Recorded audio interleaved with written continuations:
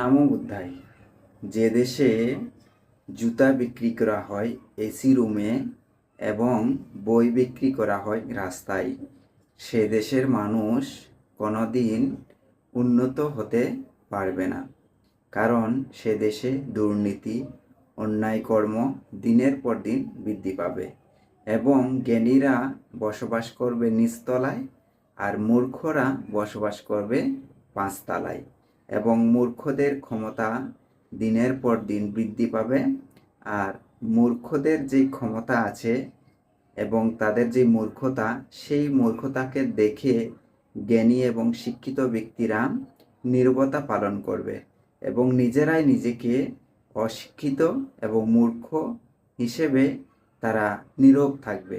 কারণ মূর্খদের যে ক্ষমতা দাপট সেগুলো বৃদ্ধি পাবে বিশ্বের মধ্যে।